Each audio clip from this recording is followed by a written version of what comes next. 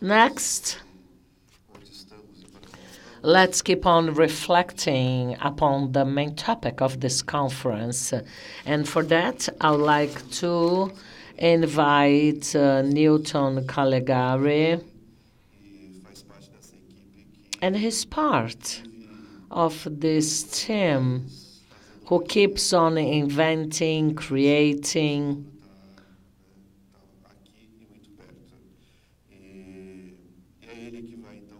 Newton Calegari will be the chairman of this next session, which has a very special guest. So, Newton, you have the floor for the next introductions. So, shall we get back to virtual reality? Who has ever tried a goggle like that? Did you have a good experience? Have you ever smelled anything with virtual reality? Maybe have you felt cold or hot? Well, that's called multi-sensorial virtual activity. Taste, smell, and Grace, today's guest, she will tell us about multisensorial reality and a project that she created for the Greenpeace. Grace Boyle, she's the founder and creation director for the Feelies. The Feelies is an agency which is specialized in creating multi-sectorial feelings. She creates perfumes. We will have a chance to smell a perfume. And Grace Boyle's background is not just arts, but arts, science, and technology. And the Feelies was based in these three pillars. Grace has worked with a storyteller, and she's got a master's degree in chemistry. As I said, Grace was responsible for the project Mundo Urucum, and here she is today to share with us this lovely project.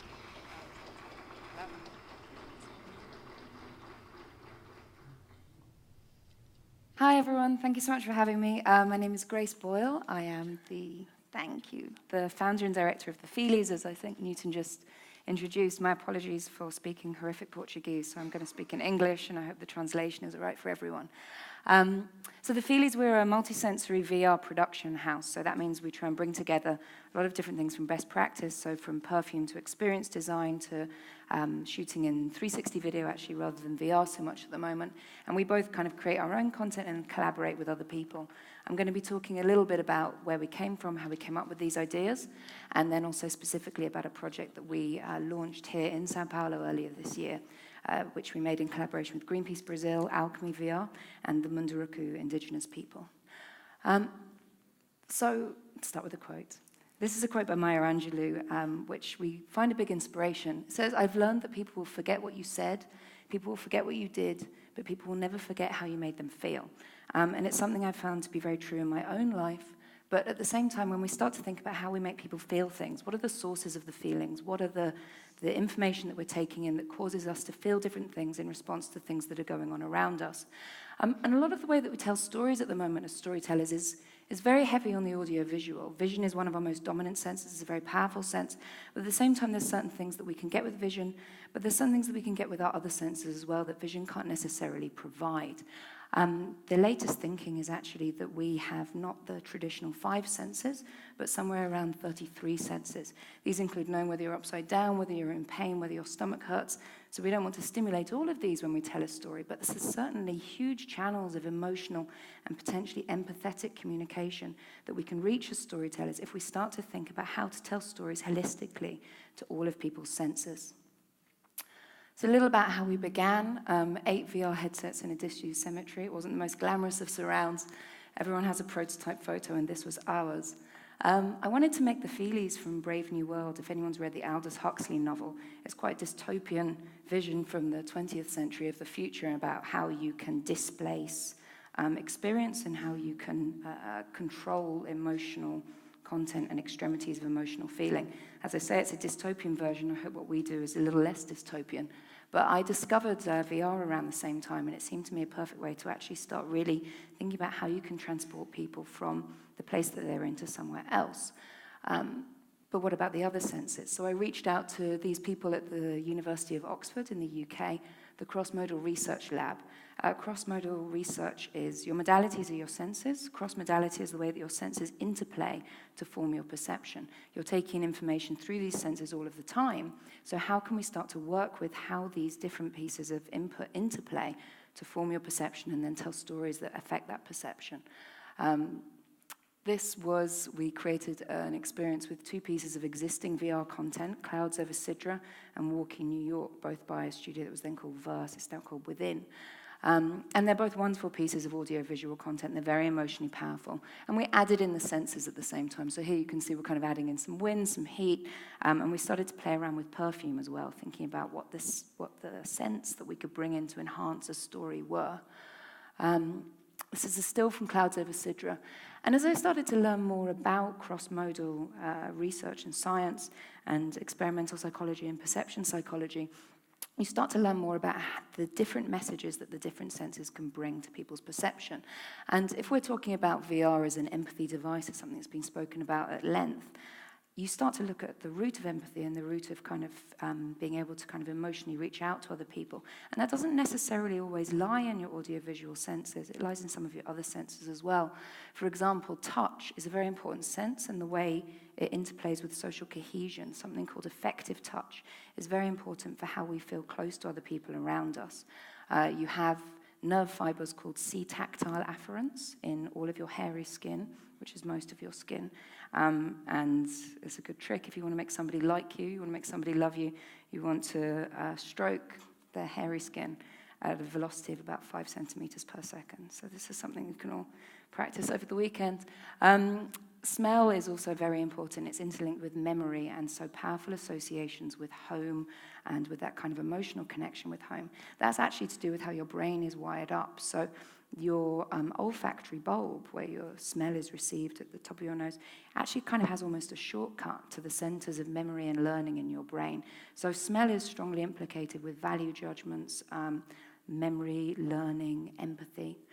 And that's something that we can kind of bring in different ways. Interestingly, of course, everybody has their own subjective viewpoints. So like any method of storytelling, you can only apply a certain stimulus. How people interpret it is always going to be something individual that's down to their past experience and what their personality is. The other thing that's important to say is this idea of sensory orchestration. So you may have heard of 4D cinema, and I like to point out that that's not what we do. It's great fun, and it's great fun in theme parks, but what we're trying to do here is actually understand the different messages that the different senses bring, and also when that information is coming into your brain, how that information sits in a hierarchy in relation to the other pieces of information that are coming in as well. So you can't just whack everything together. A good analogy for it is soundtracks. If you're talking just about audio-visual storytelling, I think we've become very skilled as a society at how to use music as an emotional language, but nevertheless that has to fit. So if you have the Titanic going down, right, and Jack and Rose, and everyone's terribly sad, and if you put that with the soundtrack from The Shining, it doesn't really work emotionally, and as a result, all you're going to do is you're going to irritate your audience, you're going to pull them out of the story, and you're going to screw up all of those things that you're trying to achieve. However, if you have the correct soundtrack for a piece of visual content, you can add an emotional content to that story that increases it, I'd say 70-80%. So this is what we're trying to do with the other senses as well. So this is the project that we launched this year in São Paulo. It's called Munduruku, the Fight to Defend the Heart of the Amazon. And it's a collaboration with Alchemy VR, who made the 360 video, the binaural sound, Greenpeace Brazil, who have been working with the Munduruku people for the last 4 years. Actually, the Munduruku initially reached out to Greenpeace and said, we are seeking to demarcate our land, and we're really struggling to protect this forest area that we live in and to protect our rights as indigenous people, and can you help us get that story out there and raise the profile of our story so we can get more support around the world. And so when I came in with this idea of a multi-sensory VR to Greenpeace, they leapt on it immediately, and we ended up collaborating with the Munduruku. So our challenge then was to make an original piece of content, not audio-visual and then adding on sensors, but making original content that's multi-sensory from the very first concept stage. So inevitably, like all our lives, the lives of the Munduruku and the story of the Munduruku is a multi-sensory experience. But how do we write? I'll come to that in a moment. How do we write, how do we shoot, and then how do we perform original new stories that are multi-sensory from the very beginning? And how do we bring that this place? I'm from London, I'm not from here. And that's obviously going to be a big challenge as well. It's done very well as a project. We've had it in a number of festivals around the world, which has been a great platform for the Munduruku story, and I'll talk a bit more about that in a minute. Why would we do it? This is where the Munduruku live. It's Soremoiba village. There's about 13,000 of the Munduruku people, and they live along the Tapajós River. As you probably know, the Tapajós is one of the last major tributaries of the Amazon that doesn't have any big dams yet built upon it. And there's plans to build more than 40 big dams in the area. The dams obviously not only obstruct the run of the river, destroy the religious sites of the Munduruku, they inhabit and impact the environments of both indigenous people living there, animals, flora, fauna. They open up the way for deforestation. And generally both on a micro sense for the people that live here and in a macro sense for the rest of us, and the protection that the Amazon rainforest brings to our climate for slowing climate change, it's generally a very good idea to try and not break up the Amazon rainforest. So this is what we were seeking to do. We were seeking to try and bring out the story of the Munduruku, but also in a way that could cut through all of the stories that were already out there. We interact with our laptops all the time. They're very asensory.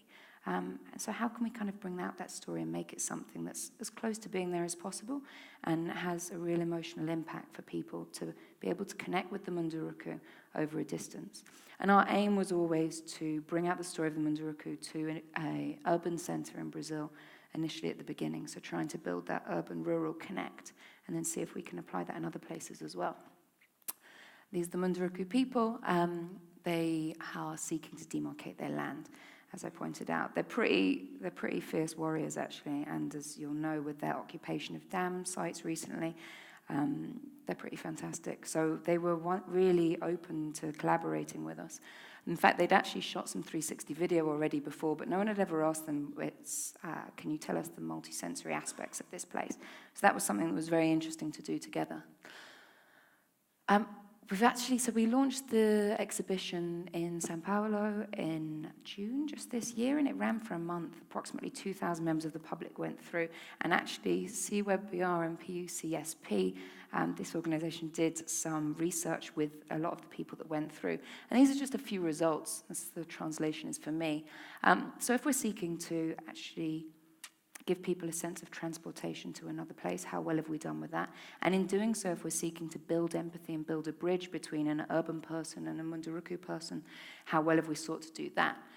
So to feel that you were physically in the Munduruku village, 72% agreed totally, which is interesting when you think about how do you conjure a sense of total presence. The more of the senses you bring in there, the more powerful that bridge can be. And forgetting that you're in São Paulo, again, it's about 62% totally agreeing. And then the green is agreeing as well. So quite good agreement there. And then this is more about the purpose of what we were trying to do. So believing that society plays an important role in the protection of the Amazon. People such as the Munduruku, who are living in forest environments, they don't really have... they have some hope of protecting the area, but if more of the people living in different environments who potentially have more political power, more socioeconomic power, can also join the story of people like the Munduruku and add together their protection for the Amazon, we have a lot better hope of protecting these areas, which is the premise that Greenpeace is based on. We invite you to bear witness, and then after you bear witness, you are compelled to act. And if you don't act, you are complicit in the destruction of these places. And so then we found that afterwards, just over 50% of people totally agreed that they could be an ally in the struggle of indigenous peoples, with another 36% agreeing. So that's wonderful, and it's really interesting research, and I'm sure Newton would be able to provide publication dates for that afterwards. So as I said, this is our challenge. How do we write, shoot, and then perform multisensory stories? For any storytelling medium, I think you place different weights on different parts of these, and there are different techniques. If you're a photojournalist, you have a tool. You have the camera, a stills camera. You might go out and you find your story. You don't put so much work into that, but you go and you spend a lot of time with those people. You shoot maybe 1,000 images. You edit it down to maybe 8, and then you display it in a certain way. Similarly, if you're writing a television episode, there's techniques of how you write, how the characters develop, so on. For multisensory, none of these things really exist yet. I hope one day it won't be necessary to say multisensory, but for the moment we'll say that. So we were really seeking to develop it in all of these 3 stages of bringing a story from concept stage to audience. So a little about the writing.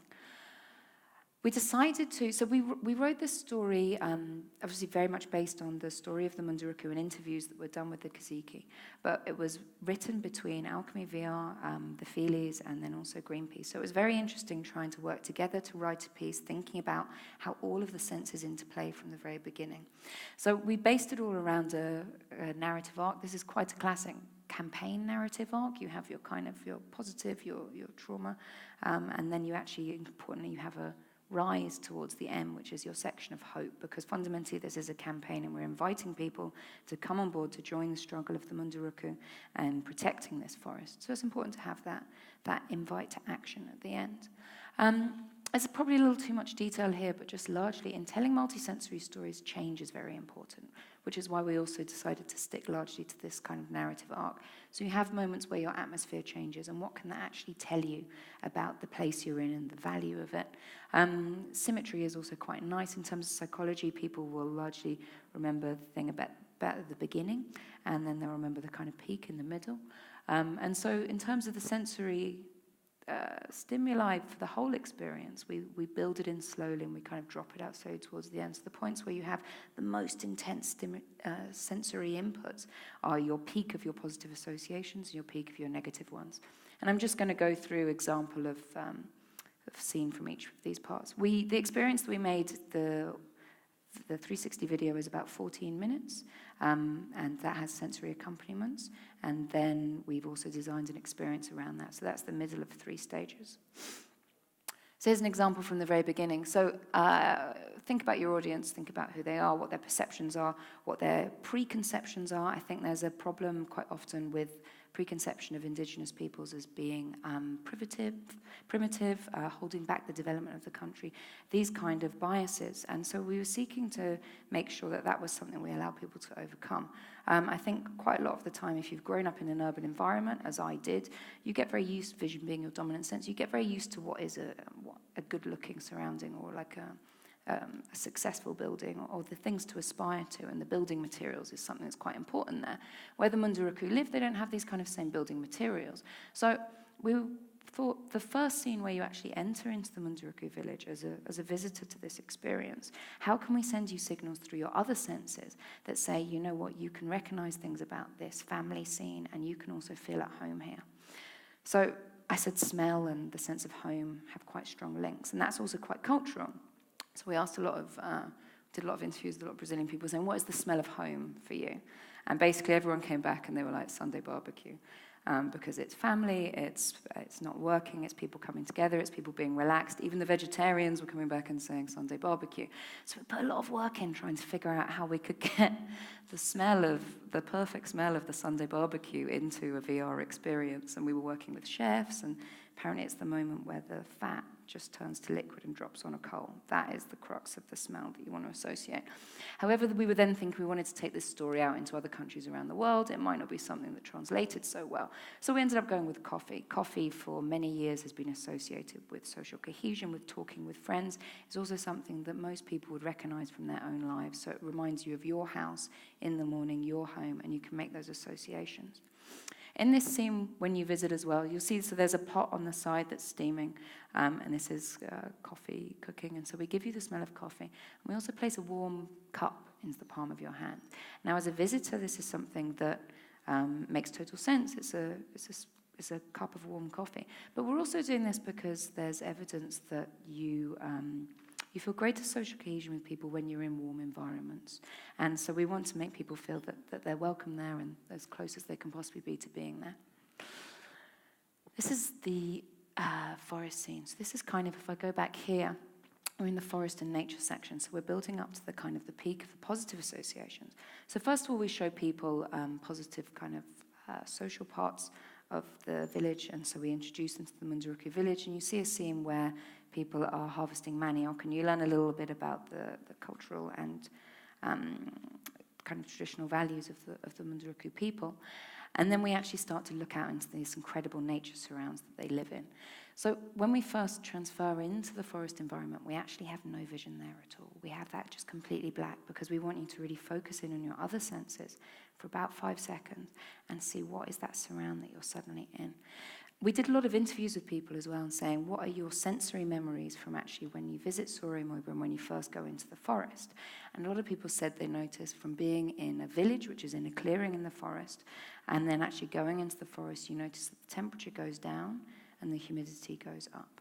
And I thought that was very interesting in terms of the messaging that you're getting about, because you can look at an image of a forest and its trees, and I mean the Amazon is some of the most incredible, verdant, beautiful forest in the world, so that vision is very rich, but there's so much more else going on there as well. There's this entire ecosystem that is the forest ecosystem that it creates, and if it has a changed atmosphere and you're able to sense that changed atmosphere just through storytelling, as you would when you would be there, that's sending important emotional messages to you about the power and the presence of this forest as a living thing. So visuals initially nothing, and then you were alone in the forest. We also have some binaural sound there, which is howler monkeys moving through. Again, based on interviews that we did with people, which said it's a little bit like there are these kind of ghosts moving above you because you hear the monkeys moving through the forest, but you look up and because of the canopy, you can't see them. So you start to get this kind of like big built presence where it feels not ominous, but you're certainly in the presence of something very, very powerful, which of course you are, and we want to point out that you don't mess with that. So that's the audio as a forestscape. There's also a jaguar purr. As part of this experience, we have 360 video, binaural sound, heat and wind narrative. We made an olfactory track of 6 bespoke perfumes. And we also have an infrasonic track, which is a vibration track. So we can choose at certain times what vibrations we use to give you certain parts of the story. Either that can accompany what you're hearing, or it can be something separate. Most of the time we actually recorded the vibrations and put them into the story, but we're also able to do things that have dramatic focus, as you would with the general audio-visual storytelling. So here we work with a sound artist who spent 3 years in a residency with the Forestry Commission in the UK, recording forest vibrations. Forests vibrate, trees vibrate. This is how they communicate with each other. It's not something as humans that we can pick up. However, if you're bringing in a multi-sensory storytelling, you can actually start to add extra perception factors. So you can allow people to appreciate things about surroundings that they wouldn't necessarily otherwise. So in this, we've also put in a number of deep, deep vibrations, which is the forest vibrating around you. As I said, you feel the heat decrease and you feel the humidity increase. And the scent that we add there is a jungle scent. I'll talk more about that in a moment. This is the peak of the your negative point, basically. You've risen up a tree, you see the whole forest canopy above you, you hit a moment of euphoria, and this is when you start to actually be shown the fact that this is a forest area that is under threat, and this is not just a wonderful, beautiful place that you've been seeing, but in fact this is something that very urgently needs your support and your help. And you start to see images of forest destruction placed over this scene. And then this is where we really build in as many of the kind of more negative sensory accompaniments as possible. So you have sounds of the industry that is the forest being destroyed, which is happening in many areas. The scent that we use there we call distress or tensao, and it's based on descriptions of deforestation.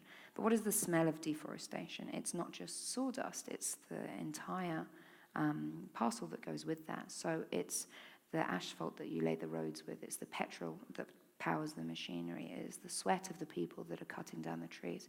It's a very inorganic smells compared to the organic kind of rich smells, which are both life and death, but nevertheless organic, that you have in a forest sequence. The wind also at this point was interesting. So when we were shooting, I was recording a number of winds of the area. And there was one, just before a storm comes in a tropical environment, you get this wind that starts up. And even if you're like me and you're kind of stupid in terms of nature, I grew up very, very urban environments, there's something innately biological about that wind that makes you recognize that something big is on its way and that something really kind of calamitous and foreboding is coming. And so I thought that was an appropriate wind to place in at this point when you start to see this potential destruction of the forest landscape, because as a calamity, this is certainly bigger than a storm. And then as we move into the kind of the hopeful part of the campaign narrative to finish it, everything, the infrasonics change a little bit, so we start to use that as a more rousing kind of drumbeat backing that's backing up with the audio that you're hearing. And then the scents there are ones that we want you to feel kind of close to the Munduruku. And so this is as they're preparing for a fight. And he says, I'm prepared to fight for what I believe in and to protect this place.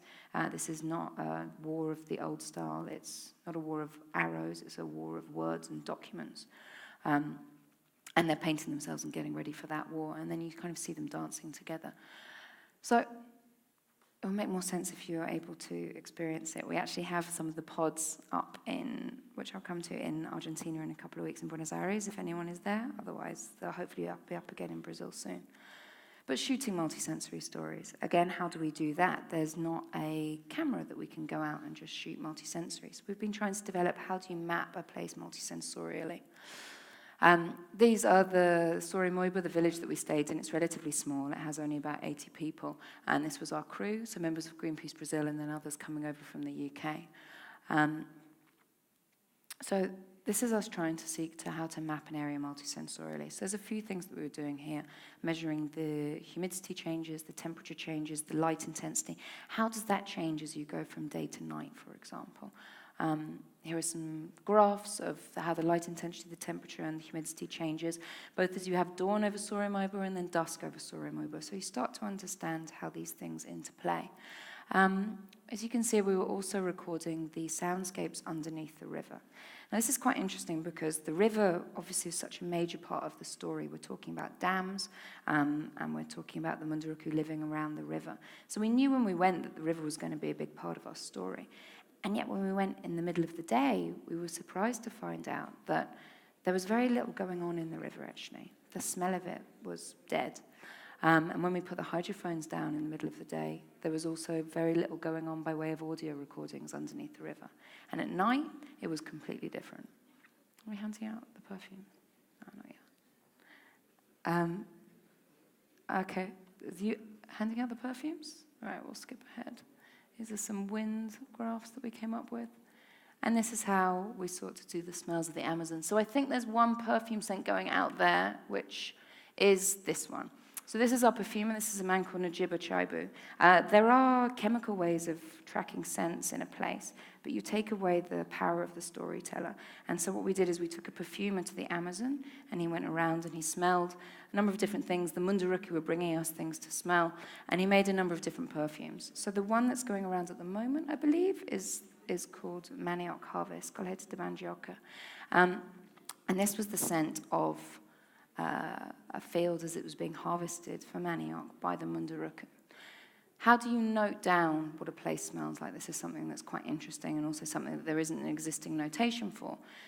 This is how Najib did it. In the manioc field, so the perfume that you're smelling at the moment is made of this recipe over to the right. And this is how he came up with it. There were 15 different things that he smelt in the air, 15 different things that he smelt at the ground level, and then more when he pulled out a handful of earth from the ground and smelt it, he smelled more things there. So this is not just the smell of manioc, but it's the smell of the harvest of the manioc. And so the field is being used to grow pineapples and different fruits at different times. This is lying on the side. And so everything kind of mixes up to make this kind of rich olfactory signature that is the manioc field. So this is one of the first perfumes that we give you. This is the olfactory narrative of the experience. As I said, we created 6 bespoke scents. The one that you're smelling at the moment, we haven't given out the second one yet, right? No, not yet. Just the first one. And so you can see the introduction is the coffee, as I told you, and then the one that you're smelling is number 2, the Colheita de Mandioca, that's now. And then you go into the forest sequence and you smell these very rich organic scents. You then need a contrasting scent, so we created one called Distress, Tensal, which we can give that second scent out now. Let me smell what you're smelling. Okay. So you have 2 scents, and one is kind of like sweet and fruity. Which one did you give? Let me smell. Yeah. Are they both gone? Yeah, they have. They're both gone. Okay, great.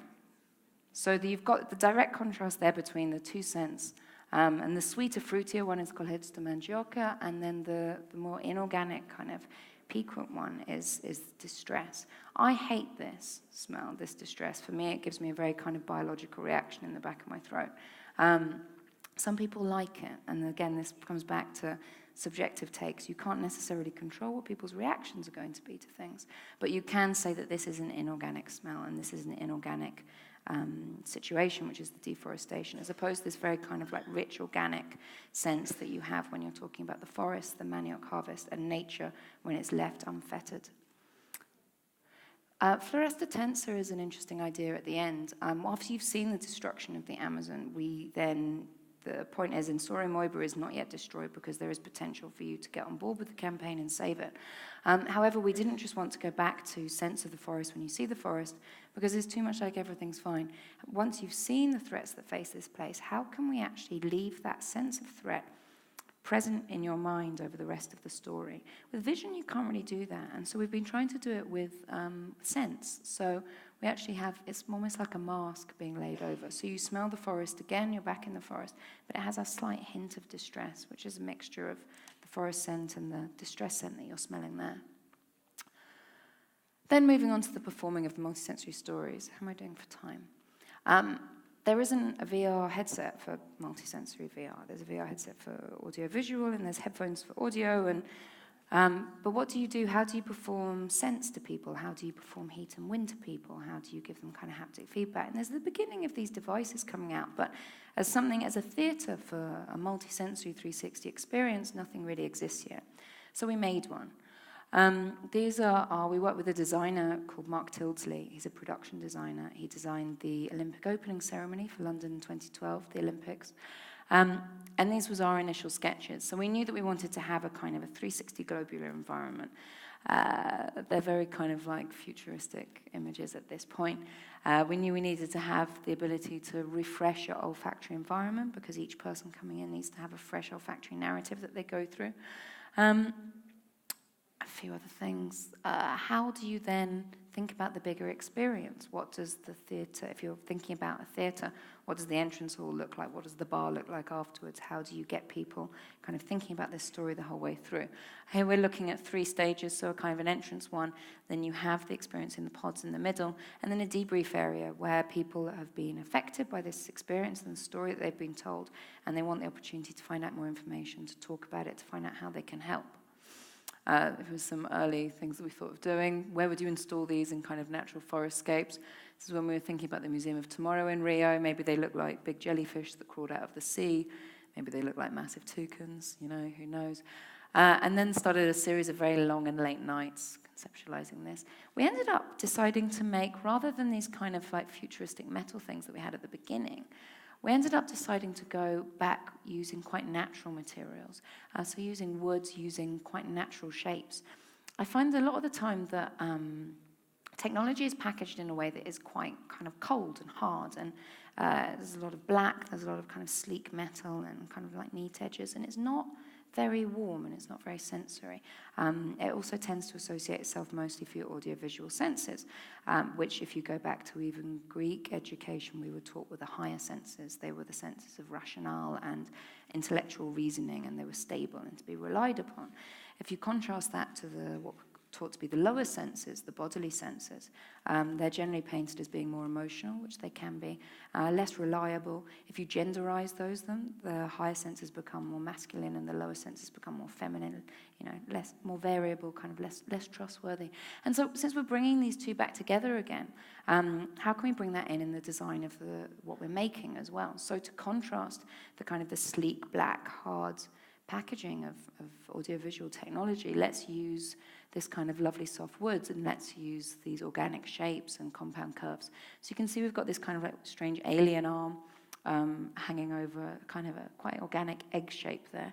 And then this gets coated in a material beehive shape, which then rises and falls to kind of give birth to the egg. You step into the egg, the beehive goes down around you, and your multisensory VR experience begins in there. This is a 360 shot, kind of inside, so you can see the material happening there.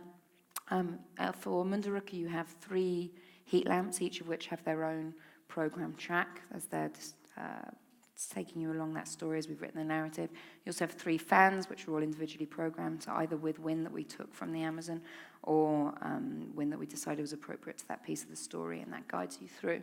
There's infrasonic frequency coming from the back of your chair, and a few other tips and tricks as well. More conceptualizing of how to actually build these pods into a bigger space. This is what we ended up doing. So Greenpeace Brazil brought in a very talented exhibition designer. And so this is the user journey here. So you start off at number 1, you kind of enter, and you actually start to be introduced to the story of the Munduruku, not just through the multi-sensory VR, but through photographic exhibitions, quotes from the Munduruku, learning a lot more about their way of life. And we made that mirror the VR experience that we have as well. So it's quite positive at the beginning, and then you learn of the threat that they face. You go into this. So all of the pods were placed on a giant blown-up map of the Munduruku indigenous territory. So you enter into that space. You're then met by a sensory technician, who are people that we train to guide you through the experience. And you're taken into one of your capsules. You have your experience in there. And then afterwards, there's the opportunity to kind of talk with people about how you can help the Munduruku defend the areas that they live in. So we cut some wood. I came over to São Paulo. We were all very excited. This is Marcelo, who's an amazing volunteer for Greenpeace Brazil. We cut 1. This is everyone jubilant at the beginning. This is Marcelo after making just 1. Then he had to make 5. Then we started to build them. And so you see it starts to look like a forest coming up in this place. And these are some more images of the exhibition that we made. We ran for 1 month. 2,000 visitors went through the experience during that time. And it was a beautifully done exhibition featuring kind of living plants from the Amazon as well. So you're bringing elements of immersive theatre into play with your multi-sensory VR as well, and really trying to, through the sensory storytelling, but also the setting in which you're doing it, you're really trying to blur the boundaries between what is reality and what is story. Some more images of these. And then it began to travel around the world. So we still have these 5 in Brazil. As I say, they're going to Argentina in a couple of weeks. We then also have one in the UK, which went to a festival called Sheffield Documentary Festival. That was me after it. And won the Audience Award at Sheffield Doc Fest, which was a wonderful platform for the Munduruku story. It's then also played at a festival called Rain Dance in the UK. So this is actually at a cinema, so we're trying to kind of push those boundaries between what happens in cinemas and film spaces and what can we bring in there, so we installed that in. It then won Best Social Impact VR at Rain Dance Festival, and then most recently we've actually taken it to New York, so a festival called the Future of Storytelling, where it won the People's Choice Award. So we're really thrilled at the platform that the story has had at the moment. I think you can probably safely say that this is one of the efforts through which the name of the Munduruku and the story of the Munduruku has reached a lot more audiences. And we would like to continue to take it to as many places as possible. Please do look up the Munduruku if you don't know about them already. You can go on www.tapajos.org to find out more about them and their struggle. And come and check us out the next time that we have an exhibition up and running. Thank you very much.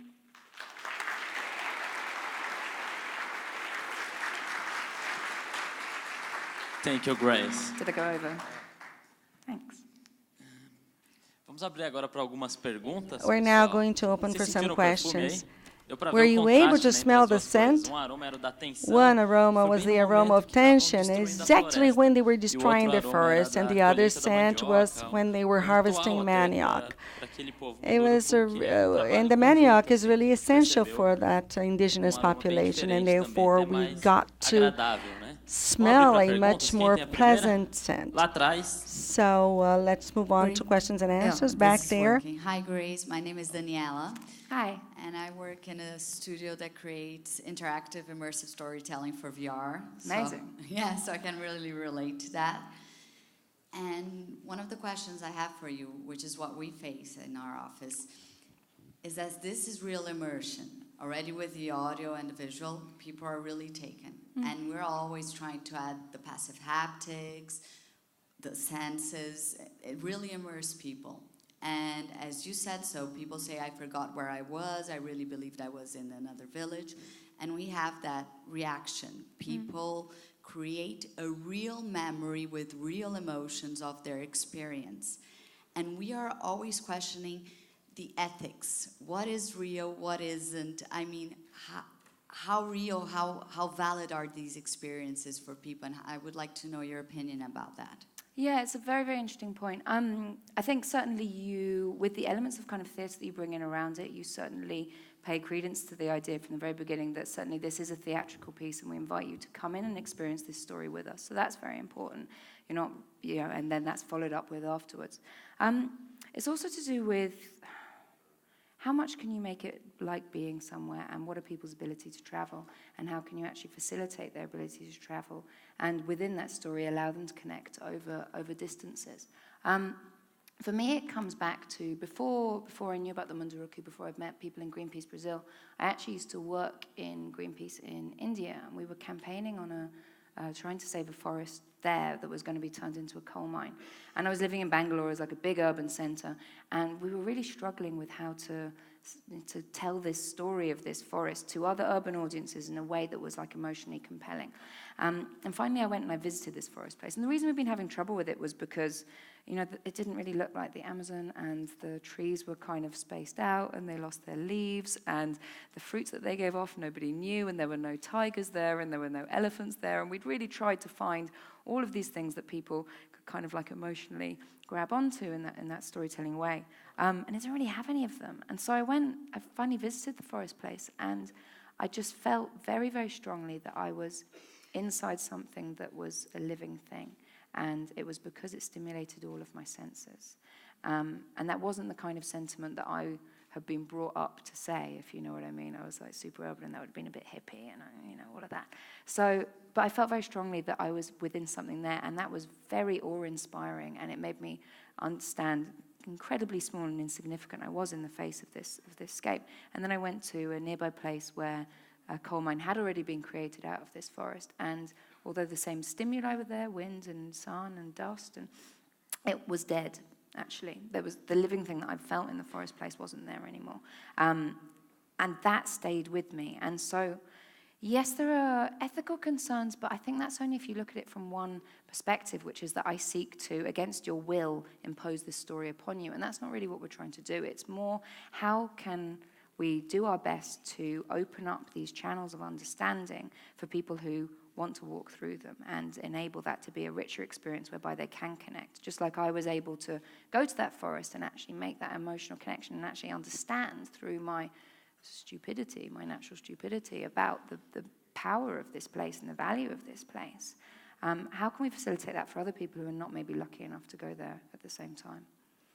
Yeah. Thanks. Grace, outro ponto importante para comentar.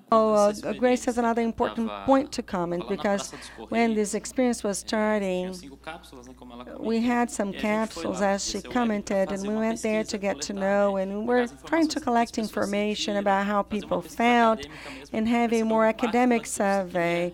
We wanted to talk to people and wanted to know whether they wanted to share that or not. Some people who left the capsule were crying. They had tears in their eyes. When we asked them why that happened, they said, well, when I felt this smell with the experience of the manioc harvest, I thought of when I was younger and I went to my grandparents' farm, or some other people felt like they had just had a cup of coffee.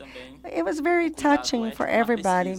We are very careful with all of the ethical aspects, and we were trying to collect information, but not impose anything upon them. Do you have any other questions? Up there?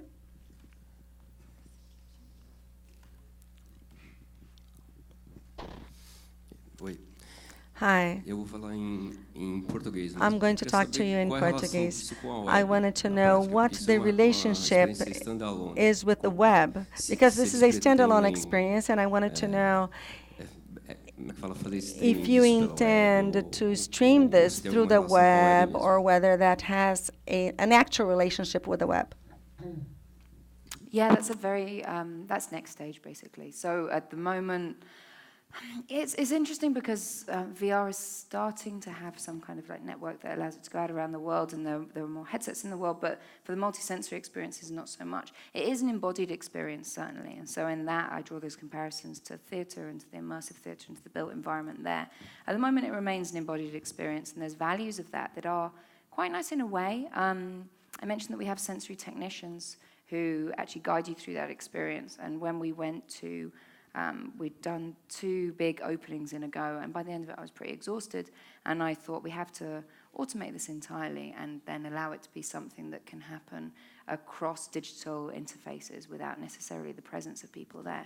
And then actually I think winning these People's Choice Awards or Audience Awards, it actually shows that there's something in it which people really value, the opportunity to have connection with other people there as well. So there's a mixture of the digital that they're taking, digital story, but also the interaction with the other people. And we work with experienced designers to train the sensory technicians of ways that you connect with people, kind of like using touch and things like that.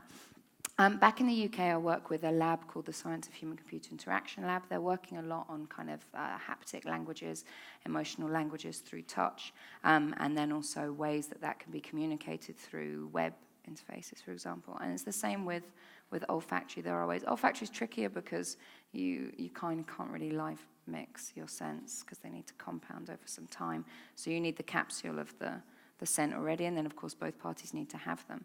I think it will come. I think for the moment, since it's not at that stage, there are certain advantages, real kind of like deep connection advantages that you can take of making it an embodied experience that takes place in a certain location, and allow that to be somewhere where people go and use it to connect both with other people that they go with, but then also people that they meet there, and then connect with them through the bridge of that story.